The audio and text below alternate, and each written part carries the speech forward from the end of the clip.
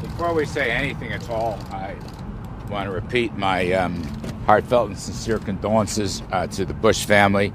I knew President Bush. I knew him as Vice President Bush when I worked for Reagan. I ran a lot of errands for Vice President Bush, and it was a great pleasure. One of the things he used to do, just a small anecdote, I know it's a ton of things today and so forth.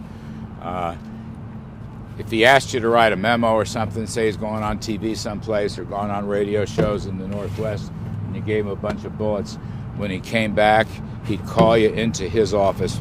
OMB, where I worked, is on one side of the building, and the vice president's group was on another. And he'd sit you down and thank you. He would actually thank you. When I was, whatever I was, 31 years old, I was a Reagan Cub Scout, and I've never forgotten that. And of course, President George W. Bush is an old and personal friend of mine. So I just want to get the condolences out because Papa Bush was a great man, in my opinion. Larry, what's going to the negotiations now with the Chinese side now that the weekend is over? Is it Lighthizer in charge? Look, Ambassador Lighthizer is going to be an absolute, the word in charge, we've always had a team. Lighthizer is a fabulous negotiator and a friend of mine, and I'm sure he will be deeply involved. And nobody knows the details. And you got to remember, too, I think an important part of this, Eamon, is the enforcement mechanisms. Now, I think Secretary Mnuchin is going to be absolutely a key player, too, as U.S. Treasury Secretary, and others, like myself, will help advise on the policies. But one thing I want to make clear, in our meetings, but we had private meetings with Lighthizer, Mnuchin, and I, with Vice Premier Liu He. We had two private meetings before the dinner, and of course we would report to President Trump after those private meetings. But the Vice Premier said several times that they expected to move immediately on these new commitments. That word immediately kept cropping up. And I say that because I believe Ambassador Lighthizer is going to be in charge of, shall we say, enforcement and monitoring and timetables. There's nobody better than him in the business. And I'm sure he will try to keep China on track. They literally can start today. They literally can start today. You said in the interview that you just completed a minute ago that China has reneged on deals in the past. What gives you more encouragement this time around, and specifically what gives you more encouragement? Well, this is the furthest and most specific we've ever come. That's a good question. The history here with China promises is not very good, and we know that. And in fact, since I got in here, the last 8 or 9 months, and, from Beijing's trip on, we've all been very disappointed. However, I will say this: President Xi has never been this involved. I mean, the presentation he gave to President Trump and the rest of us at dinner Saturday night was unbelievable, remarkable. And the chemistry between him and President Trump was also remarkable. President Trump had been saying all along that he has a good relationship with Xi. I've never seen President Xi up close and personal. I saw it Saturday night. It is a very interesting relationship. I think President Xi, therefore, is being candid and truthful. The level of detail is important. We heard things we'd never heard before. So I'm hopeful. Color me hopeful, please. Again, we'll see. But I will say this: they cannot slow walk this, stall this, meander this. Their word, immediate. So I expect to see, let's say, confirming results as soon as possible. Do you expect to see, Larry, those firming results? Yes, ma'am. Sorry.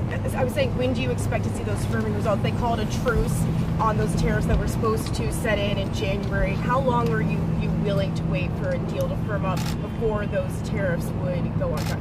Well, the president said he'll suspend it for 3 months, so that's kind of the window, if you will. In terms of negotiating the various details and commitments on the structural issues, right? These are the IP theft, forced tech transfer, which is huge to us, cyber hacking and cyber security, ownership issues, licensing issues.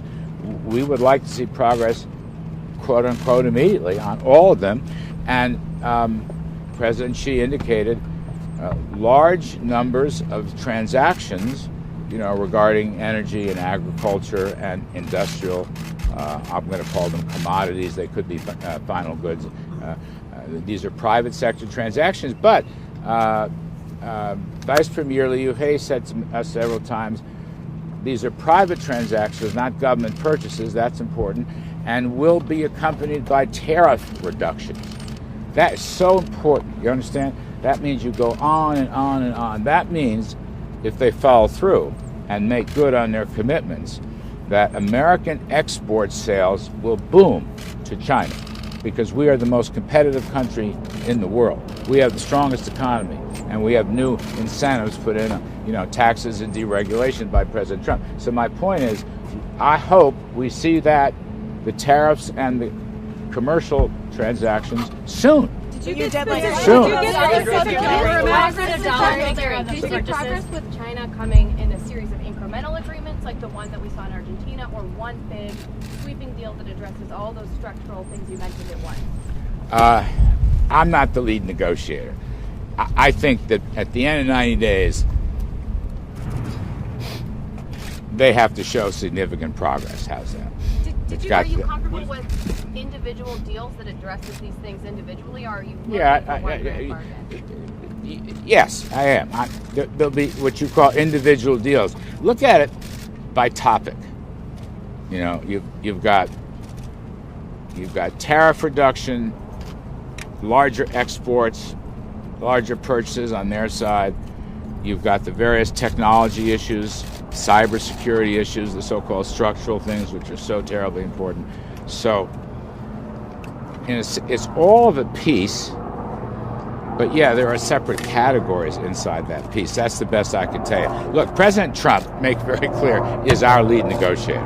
That was, Eamon, I'll go back to your question. I mean, nothing will happen without President Trump. And President Trump, by the way, has really been very involved in the details of this. I mean, we had many meetings in Argentina. That's why we're all so tired. Hang on. I got to do the best I can. Yes, sir. You said that the history of Chinese promises so far has been disappointing. How confident are you that in 90 days there will be a deal? We'll see. That's all I can say. I think the level of commitment, the level of detail has never been better from them. And by the way, a small but significant factor, President Xi has never been involved in that kind of detail. And that's huge.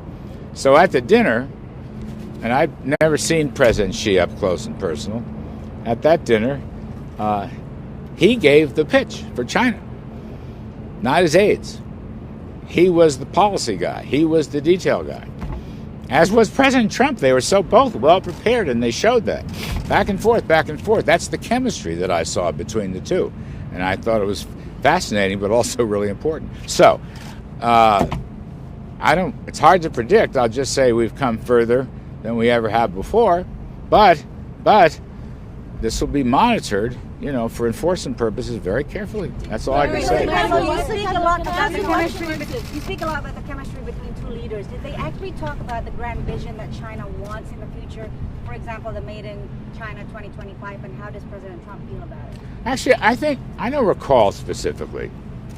Somehow it was either President Xi or Vice Premier Liu He who repeated that to them the 2025 thing wasn't really as important as other people thought. But we didn't go into any detail on that. I can't say. Listen, yes. Larry, Hang on one second. I'm coming to you. What are the non-negotiables for the U.S. as it is negotiating with China? And what are China's non-negotiables? Well, I haven't heard non-negotiables yet. We have, the outlines of a number of key areas.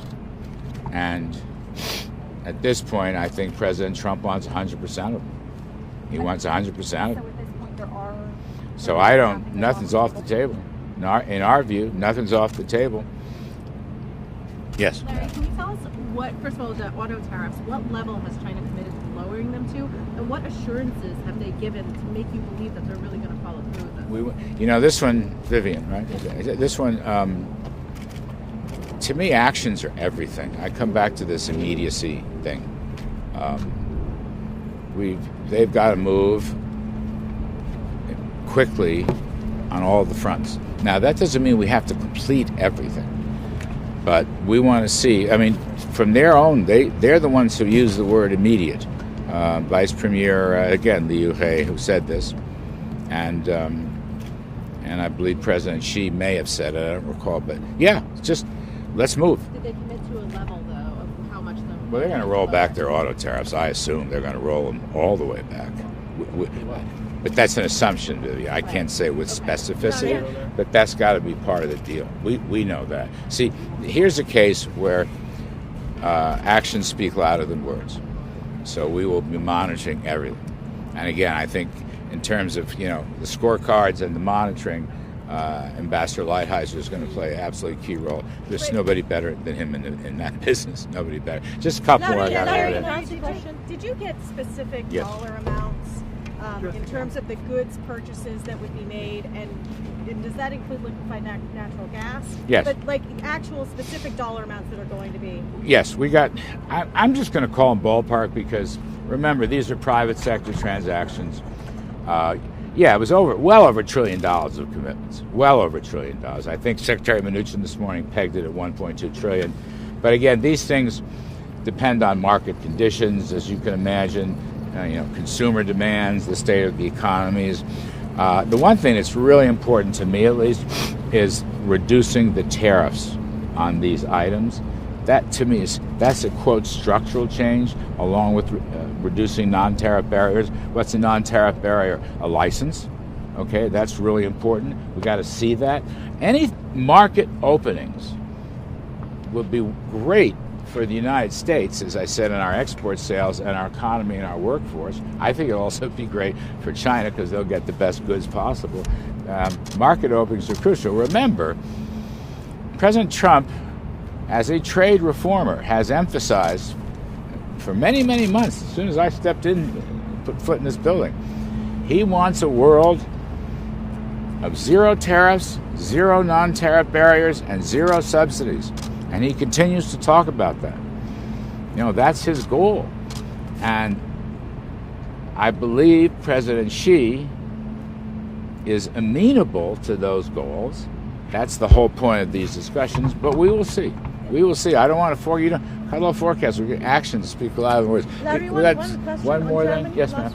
Are you going to meet tomorrow with the German auto CEO like Mercedes and Volkswagen and BMW, and what do you expect from them? We have some meetings scheduled with the German car companies. Can you just shed a little bit of light on what the expectation? I cannot. But it's always good to meet with German automakers. We meet with American automakers. We meet with Japanese automakers. And that's all I can say on that. Thanks, everybody. Appreciate it very, very much.